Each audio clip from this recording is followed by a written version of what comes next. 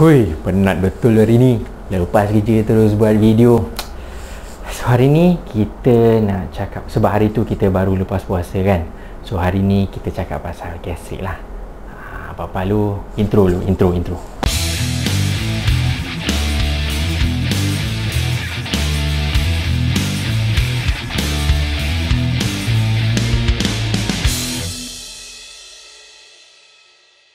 Sebelum kita cerita gastrik, apa yang boleh makan, apa yang tak boleh makan, kita cerita dulu apa sebenarnya masalah gastritis ni.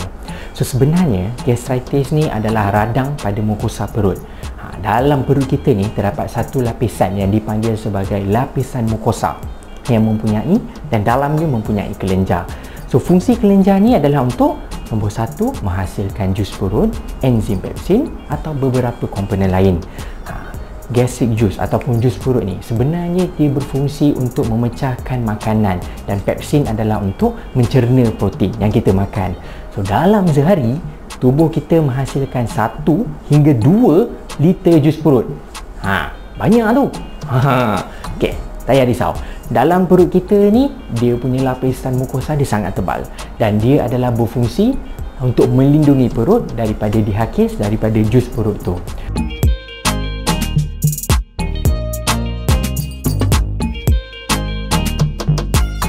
Kadang-kadang ada orang tanya, saya dulu tak ada apa-apa masalah, mak ayah saya tak ada apa-apa masalah, macam mana saya boleh dapat gastrik kan? Pantang boleh dengar tu. Sebenarnya ada beberapa punca kenapa kita boleh dapat gastrik. Nombor satu, ubat-ubatan yang kita makan. Orang perempuan selalu makan painkiller sebab masalah senggugut, yang itu pun boleh buat gastrik. Ataupun orang yang dah berusia, dia makan ubat cair darah yang kita panggil sebagai aspirin. Itu pun salah satu faktor kenapa kita boleh dapat gastrik. Selain tu ada ubatan yang tradisional yang kita makan, sebagai contoh ataupun jangkitan kuman Helicobacter pylori pun salah satu punca juga. Tapi yang ini sangat jarang lah. Yang ini hanya boleh terdetek dengan masukkan teropong ke dalam mulut. Satu lagi yang paling selalu, stres. Yang dah kahwin tu, kalau stres, bolehlah cari skandal. Oh my god! Wow!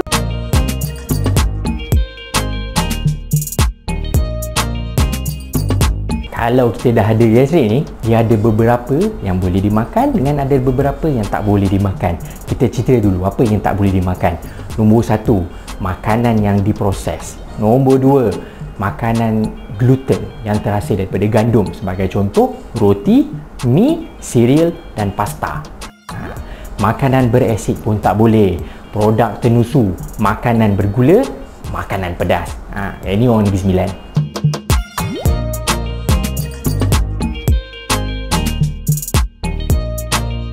Alamak abang, semua benda tak boleh makan. Apa je yang boleh makan? Saya cerita satu-satu.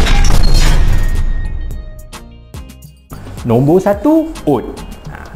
Kenapa oat? Sebab oat dia tinggi dengan serat. Kenapa dengan tinggi serat? Sebab makanan yang tinggi serat ini boleh mengurangkan acid reflux. Sebagai contoh, banyak je ada dekat dalam pasaran. Radiant, Goodness, BioGrow, Quaker Oat, semua ada. Antara khasiat-khasiat lain, dia dapat mengurangkan kadar kolesterol dalam darah, dan juga dia boleh kawal gula dalam darah. Tapi orang janganlah campur oat dengan air kok pula. Nombor 2, sayur. Kenapa dengan sayuran? Sebab ini adalah makanan yang rendah lemak dan juga rendah gula. Contoh, kacang hijau, asparagus, kentang, timun, sayuran yang berdaun hijau, bunga kobis dan juga brokoli. Brokoli ni dia ada tinggi dengan serat dan juga ada sebatian yang dipanggil sebagai sulforafin yang boleh membunuh kuman. Sebagai contoh, kuman Helicobacter pylori yang saya cakap tadi lah. Kalau dekat Indonesia ada jus timun, sangat dikenali dekat sana. Tapi kalau dekat Malaysia, jus labu. Jus labu ni kita boleh buat dan dia kaya dengan nutrisi, dapat kurangkan asid dalam perut, selain dapat membantu menyembuhkan ulcer dekat dalam perut. Nombor 3, Nombor 3, buah. Buah pun boleh makan, tapi tak semua buah sesuai dengan orang yang ada gastritis. Kita kena pilih buah, jenis buah yang bukan sitrus. Apa je yang buah-buah bukan sitrus ni? Buah-buah sitrus ni sebagai contoh limau, oren ataupun kiwi. So korang makanlah buah tembikai ke, buah pisang ke, buah rambutan ke, sebab dia kurang beresid dan boleh menyebabkan acid reflux. Alamak bang, dalam beli semua sayur, buah-buahan, daging kita orang tak boleh makan ke? Takkan kita orang nak jadi veggie? Sebenarnya dalam list ni pun nombor 4 adalah daging. Tapi tak semua daging yang korang boleh makan. Sebagai contoh, daging yang boleh dimakan adalah ikan ataupun daging putih seperti ayam. Sebab daging-daging ini adalah dikira sebagai daging yang rendah lemak yang boleh mengurangkan acid reflux. Kalau daging merah, contoh daging kambing, daging lembu, faham je lah. Jadi sebenarnya makan daging ni penting sebab dalam daging dia ada protein dan protein ini sangat diperlukan untuk proses penyembuhan luka kalau ada dekat dalam perut, dan juga penting untuk kita untuk memilih makanan yang rendah lemak. Sama penting juga untuk bila kita memilih ikan, sebab kita harus memilih ikan yang tampuk omega 3. Omega 3 ni bagus, dia dapat mengurangkan peradangan, tapi dia dapat meningkatkan risiko perdarahan. Macam mana nak tahu? Berak korang warna hitam.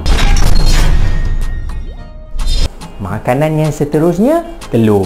Telur sangat bagus sebab dia tinggi dengan protein, dan protein seperti yang saya cakap tadi, dia boleh membantu untuk menyembuhkan luka yang ada dekat dalam perut.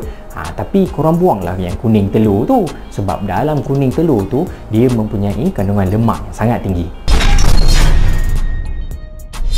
Yang list seterusnya, makanan probiotik. Probiotik ni dia mempunyai bakteria yang baik yang boleh membunuh kuman yang menyebabkan gastrik, selain dapat meningkatkan sistem imun badan. Tapi sendiri mau ingat lah, kena ada duit lah. Selain itu, dia juga dapat mampu meningkatkan kemampuan usus kita untuk menyerap nutrisi yang diperlukan untuk proses penyembuhan luka. Contoh-contoh dia macam yogurt, minuman yogurt ataupun kefir. Bukan kafe, kefir. Kefir ni sebenarnya bijirin. Bijirin ni diperbuat daripada susu. Cara nak buat dia, campurkan kefir dengan susu lembu atau susu kambing. Susu lain tak boleh lah. Penat kalau cakap ni. List seterusnya, makanan flavonoid. Flavonoid. So dalam perut kita ni dia ada kuman yang boleh menyebabkan gastrik, Helicobacter pylori. Dan kuman ni kalau kita nak lawan, mestilah kita menggunakan antibakterial. Antibakterial tu jangan korang terang Dettol pula. Kalau dekat hospital, dia akan bagi 2 jenis antibiotik dengan 1 ubat gastrik untuk melawan kuman ni. Tapi kalau dekat rumah, kita boleh ambil inisiatif untuk makan makanan yang tinggi flavonoid.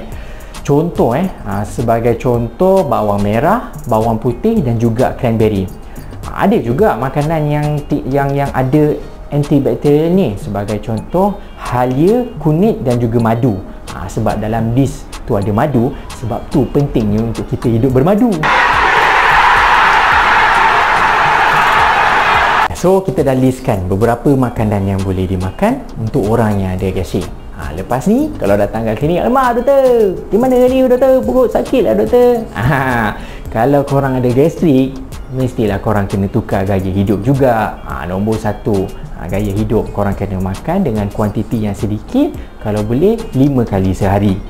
Nombor 2, kurangkanlah menggunakan makanan yang tradisional. Nombor 3, orang lelaki tak merokok, haram tu. Nombor 2, tak stres. Kalau stres, tahulah nak buat apa kan. Alright.